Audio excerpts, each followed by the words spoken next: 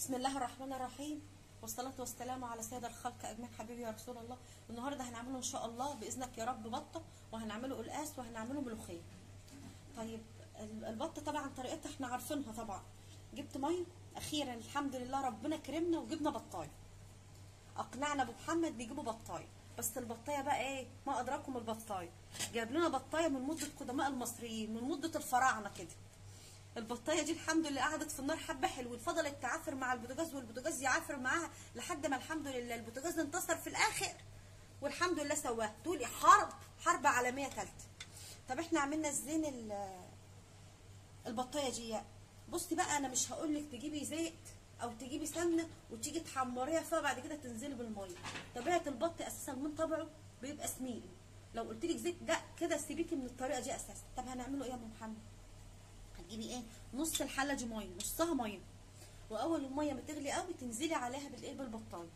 طبعا اول ما بتنزلي بالبطايه تصبري عليها دقيقتين كده، تشوفي اذا كان طلع فيه حاجات ريم او اي حاجه اللي هو بيطلع من بره ده تشيليه. لو ما فيش طبعا انت لو انت منضفاها كويس، حطاها نقعاها كويس في الخل وفي الملح وفي الليمون، لو محلول النقع بعد كده بنشطفوها بينها في غسيلها يعني. لو انت غسلاها كويس مش هتطلع ريم ولا اي حاجه، غير حاجات بسيطه قوي ده لو طلعت. لو انت مش غسلاها كويس ممكن هتلاقي ايه؟ ريم وحاجات كده فيها يعني. المهم حتى لو فيها بيشيليها، عشان دي بتسمع زفاره الفرخه او البط. بعد ما حطيناها في النار وشلنا الريم بتاعها، تاني احنا ماسكين نازلين عليها ببصلايه او ببصلتين. انا ما بخرجش البصل، بحسب البصل بحال. وتنيت ماسكه حاطه عليها الحبهان والمستكه وورق اللورا. ده انا بحط كده. في ناس بتحط طماطم، وفي ناس بتحط جزر، وفي ناس بتحط كرفس. انا ما بحطش غير بصل ومستكه وحبهان ولورا. هفضل معاها كده لحد ما باذنك يا رب تستوي. في الاخر خالص بحط الملح والفلفل. ما تحطيش الفلفل في الاول عشان ما يسودلكيش الشوربه. الفلفل بيتحط في ايه؟ في الاخر خالص، هو والملح. طب دي سمينه قوي يا ام محمد، هنعمله ايه؟ هقول لك نعمله ايه. الاول نشيله البطايه كده، الحمد لله نشيلوها كده. مش عارفه ايه اللي جرالها، حتى من السليق بقت ربع بطايه. ما تقوليش الست عطشهان وبيعها له وعينها فيها. بسم الله الرحمن الرحيم. بسم الله. حطوا هنا بس هنا دلوقتي، وهقول لك هنعمله فيها ايه دلوقتي. طيب الإدام اللي هو نازل من البطايه دوت ينفع نطبخه بيه؟ ينفع ان نطبخوها كده في الاكل؟ هيبقى تقيل قوي، وهتبقى الاكله تقيله قوي، وممكن الواحد يعني معدته ما تستحملش. طب هنعمله ايه؟ خدي بالك معايا هنعمله ايه. بسم الله الرحمن الرحيم. هنقعدوا نلموه كده. على فكره الإدام ده احنا هنطبخه بيه كل اكلنا دلوقتي، وهيتبقى منه كمان. ده لما بيجمد بيبقى سمنه. بصي لونه اصفر اهو. ده لما بيجمد بيبقى السمنه بتاعتها، بيبقى سمنه تطبخي بيه. لو انت ما عندكيش يعني، انت مثلا بتعملي ملوخيه، بتعملي اي اكله وما عندكيش شوربه، معلقتين من دول بس في التقليه او في اي ميه تزوديها بس بمعلقتين دول كده، وتعمليها كشوربه مع بصلايه، احلى من اي حاجه. اللي هو الإدام اللي نزل لنا من قلب الايه؟ البطايه، او لو انت عندك فرخه او اي الحاجات دي كلها.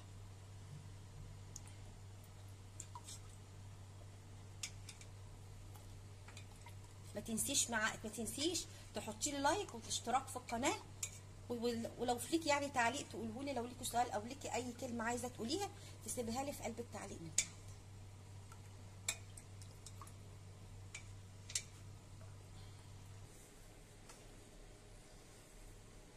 طبعا تشوفوا الإدام كله ده كان هيبقى في قلب الشوربه، وهتبقى سمينه ودسمه عليه. طيب في انتظار بقى ما الشوربه تسخن عشان نحط له القلقاس ان شاء الله. هنعمله ايه بقى؟ هنحمره البطه. هنحمروها ازاي؟ بصوا لي هنا بقى. جبنا اي حاجه تدخل الفرن عادي، اي صينيه او اي حاجه تدخل الفرن، وجبنا البطايه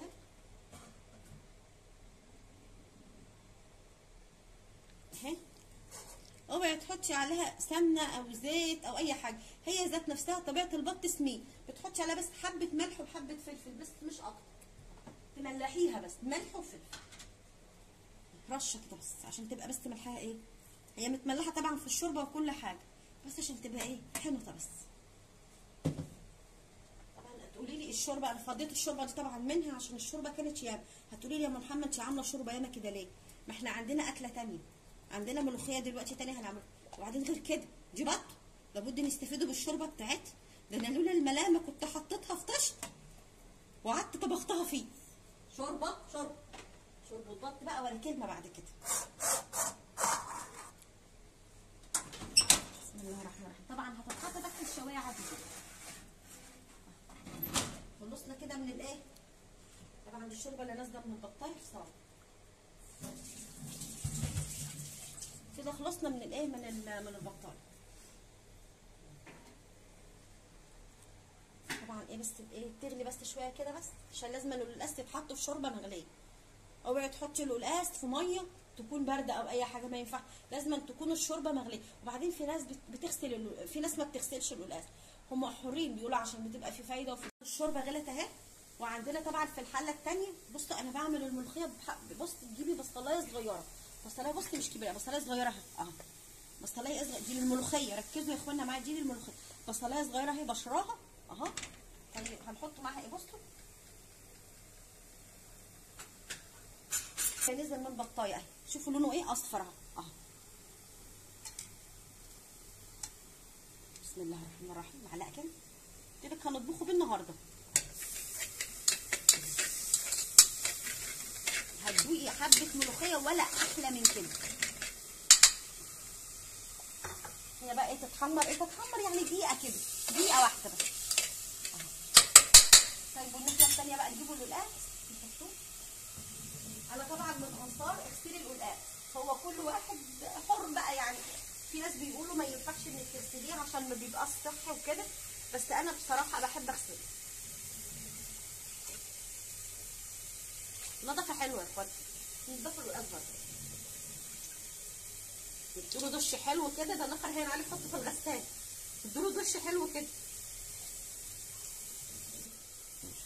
ركزي في طريقه الملوخيه ديت، هي بطريقه بصراحه ما تعمليش، ما اظنش يعني انها اتعملت على القناه قبل كده، او ممكن يكون حد عملها انا ما خدتش بالي، بس بجد الطريقه دي انا بحبها.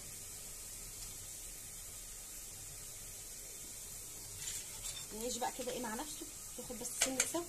بصي بقى هنا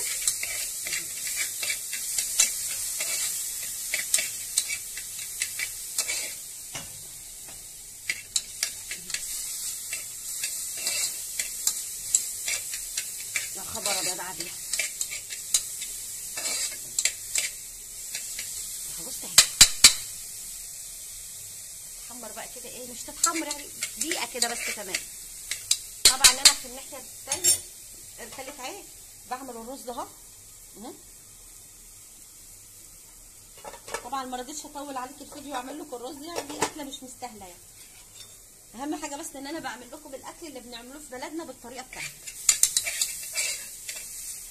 وكل بلد ولها عاداتها، وكل بلد ولها طريقتها في الاكل. على راي ما بيقولوا زمان كل بلد ولها السلو بتاعها. طبعا بص اهو اصفرت مش اصفرت يعني حته تحمير صغيره. تنزلي عليها ايه بقى؟ بصي طماطمتين اتنين اهو، طماطمتين اتنين بس صغيرين اهو. بسم الله الرحمن الرحيم. هتقولي لي هي مش ملوخيه خضراء ازاي تحطي طماطم؟ هقول لك الطماطمتين الصغيرين دول بيحرشوها بيدوها طعم حلو، وبعدين ما بتبانش يعني، ما بتبانش فيها اساس، بس بصراحه بتديها طعم بيبقى حلو. سيبوها بقى كده لما تستبدلي لها بس كده حبه صغيرين كده ونكمل اهو. وفي الناحيه الثانيه شغال معانا الايه؟ القلقاس. طبعا القلقاس لو طلع عريمه او اي حاجه تشيليها عادي. القلقاس طبعا علشان ما اطولش عليكم هنعمله بقى التقليه بتاعته القلقاس. عبال ما البدايس يعني نشيله ريمته وعبال ما يغلي شويه نكون عملنا تقليه. طب التقليه ازاي؟ بصوا بقى ما تضحكوش عليا، انا ما عنديش كبه، بس عندي الحاجه المهمه المتشينه. عندي ايه؟ عندي الهون بتاع زمان بتاع فرح ده يا اخوانا، الحرز بتاعي بتاع قايمتي ده. حاطين فيها ايه؟ كام فص توم حلوين كده، وهنحط فوقه الكزبره الخضراء. هندقدقهم الاثنين، هنحط التومه فوق الكزبره الخضراء والاثنين يتدقدقوا حلوين كده ايه يعني مش دقه يعني، يعني تطحن التومه كده حبه حلوين كده اهو. وبعد كده نحط الكزبره برده تاخد لها برده ايه دقتين حلوين في قلب الايه، في قلبه ده للقلقاس. تحطوا ايه دقتين حلوين كده في قلب الايه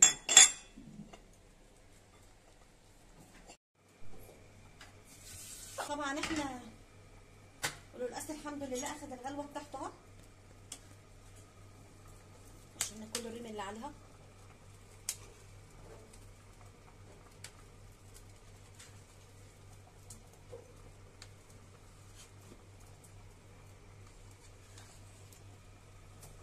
نعمله ايه بقى يا ابو محمد؟ عارفين انتوا الايدان اللي احنا خدناها من البطايه. بسم الله الرحمن الرحيم. 2 3 4 اهو، 5 معالق اهو.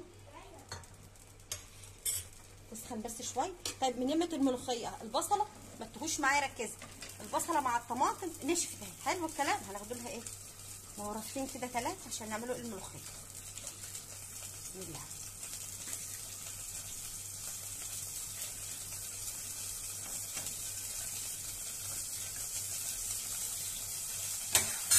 طب الدجاج ده اللي انا حاططه انا هعمل فيه ايه؟ هنزل بيه بالكزبره والثوم اللي انا عاملاها. طب هعمل انا دقدقتها فبتبقى فيها ميه، اعصرها كده نحطها. دي اسمها تقليه. طيب الميه دي هنعمله فيها ايه؟ دي اسمها تحديقه. اسمها ايه؟ تحديقه. تتحط هنا كده على الايد.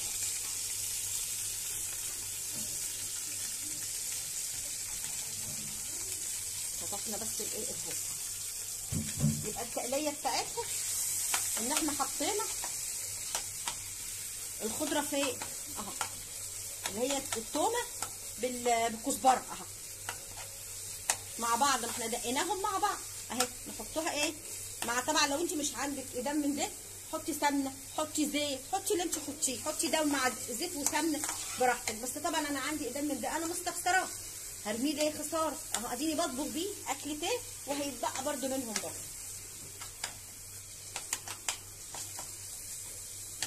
طبعا بقى في الفنتور بقى في الوقت اللي هي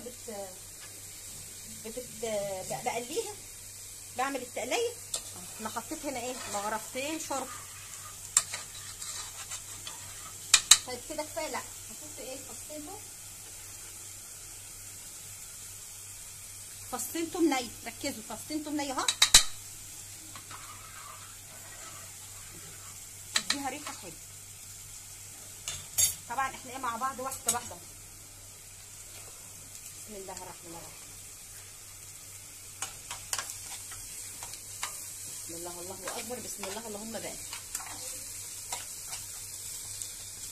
هتقولي لي يا ام محمد هو ينفع الملوخيه تتعمل مع القلقاس؟ يا حبايبي يا حلوين، انا واحده من مدمنين الملوخيه، بعشق الملوخيه. فتلاقيها في اي اكل حطاها، اي حاجه اكل، فرخه، بطه، شوربه، لحمه، اي حاجه تلاقيني على طول عامله لي في طبق الملوخيه جنب الاكل.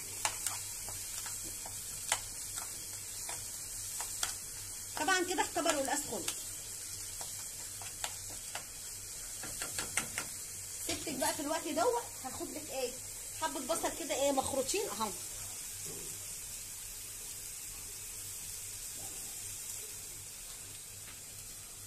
طبعا هو كان المفروض بصراحه يتحط من ايه؟ اول ما تشيلوا الريمه بتاعت القلقاس، بس انا بصراحه نسيته يعني، اتخنت في اللي انا فيه. بس ما فيهاش حاجه يعني، البصل متخرط وما بياخدش وقت اساسا.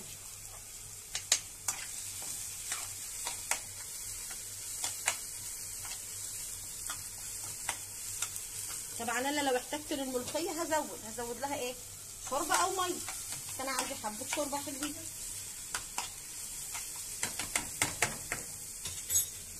ازودها ايه؟ حبه شوربه كده كمان.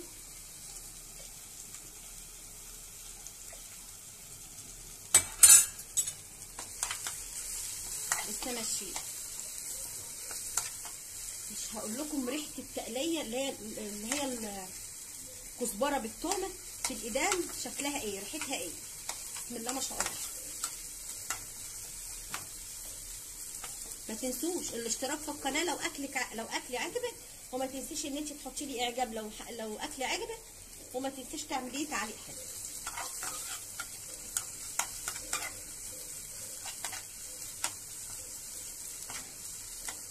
ايدك فين التعليق؟ فين اللايك؟ فين الاشتراك عشان القناه تكبر بيكم ان شاء الله. واللي ليه اي حاجه مش عاجباك في اكلي او حاجه يقول لي برده في التعليق، اللي ليه اي ملاحظه او اي حاجه يقولها لي انا برده ايه، احنا برده بنتعلموا احنا ايه كلنا من بعض.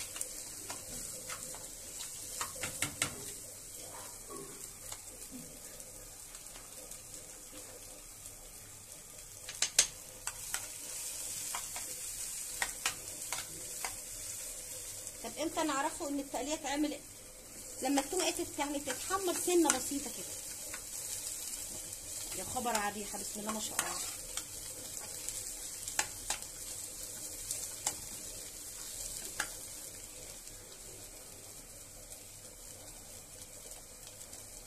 بصوا كده اهي دبلت التقليه معايا اهي، دبلت اهو، هي باللون ده تبقى حلوه.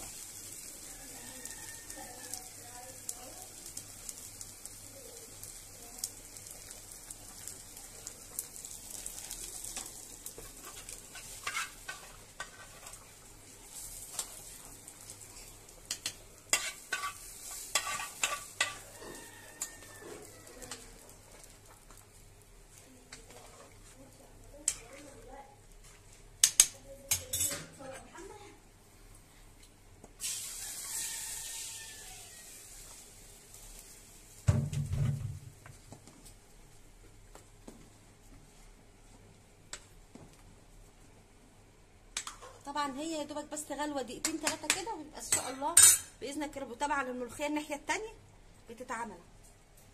ونسيت اوريكم البطه بقى شكلها ايه لما طلعوا من الفرن. حمرنا البطه، ضحكنا عليها وحطيناها من غير ايدام، وشوف لونها شكله ايه. هنقعدوا نحطوا زيت ونحط سمنه، بني ادم مش ناقص يا اخوانا. كفايه الامراض اللي موجوده مع الناس اليومين دول. بسم الله ما شاء الله. وطبعا انا حطاها قدامك، وبرده شوفوا نزلت برده ايدام منها اهي. وطبعا احنا مملحينها بالملح والفلفل. طبعا بسم الله ما شاء الله القلقاس خلص اهو اهو. طبعا تقولي لي بقى ملح وفلفل وبتشوفيه عامل ايه اهو. ادي بقى الملوخيه اهي بعد ما زودناها بالشوربه وحطينا فص التومه الني كده اهو. حلو. هننزله بسم الله ما شاء الله. بسم الله الله اكبر. بسم الله الرحمن الرحيم. الملوخيه دي معموله ازاي؟ بالمخرطه اهي.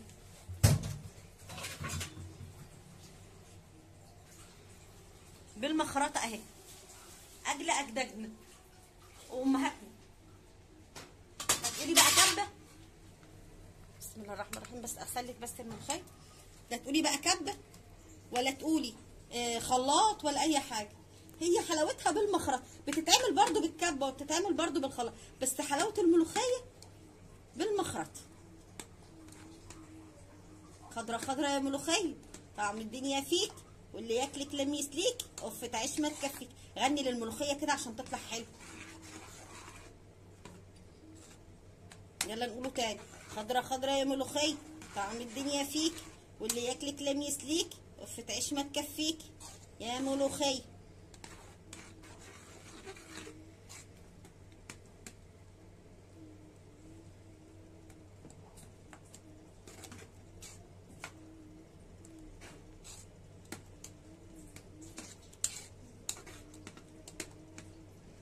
الملوخيه خضره ولا مش خضره؟ اثرت فيها الطماطمايه ولا اي حاجه؟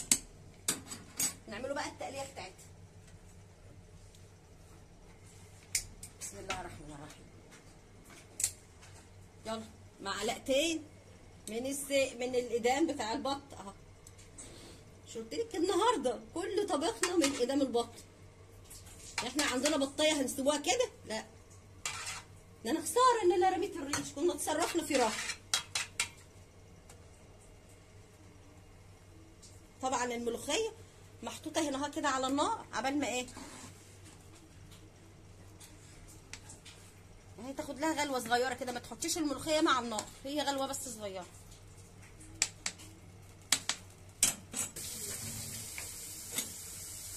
حطينا التومه في قلب الايدام بتاع البطايه.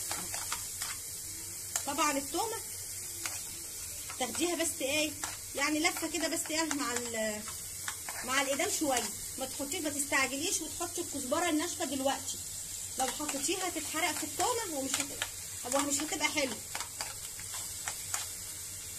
اصبري كده على التومه بس شويه كده، وبعد كده حطي ايه الكزبره الناشفه.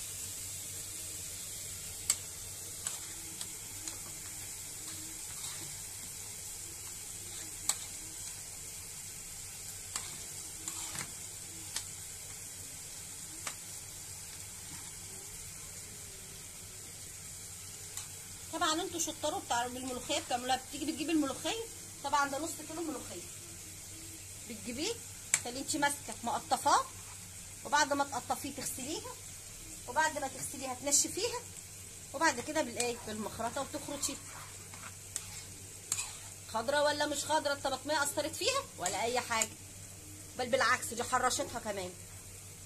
مش عارفه اغني لها، لابد تبقى حلوه. بسم الله. يلا ننزل بقى بالكزبره. نص معلقه صغيره، نص معلقه قصدي كبيره.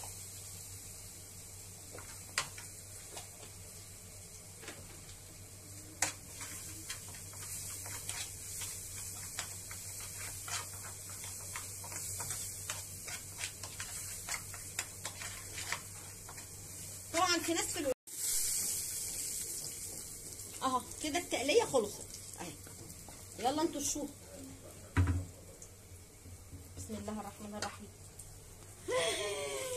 اوعي تنسي الشهقه مهمه جدا عشان تطلع حلو. مش لابد ندلعوا الملوخيه.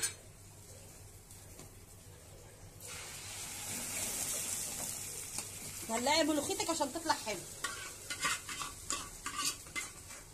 الله على الريحه.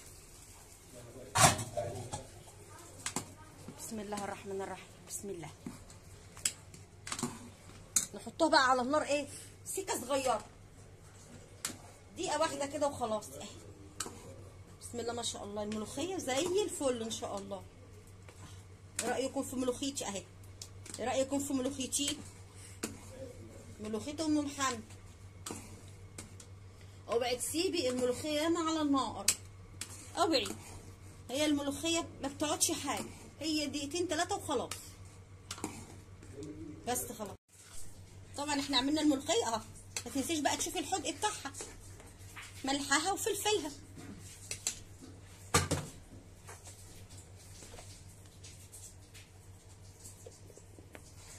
طبعا احنا حاطين فيها، ما تنسيش ان احنا حاطين فيها شوربه، والشوربه فيها ملح. هتعملي حساب ايه الشوربه بتاعتها.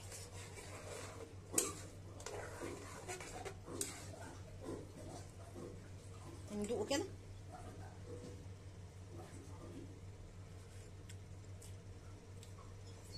الله، بس محتاجه حبه ملح.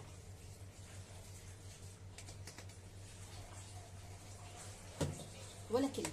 بسم الله ما شاء الله عليك. بألف هنا وشفا على اللي هياكل، وبألف هنا وشفا للي هيجرب. اوعي تنسي اللايك.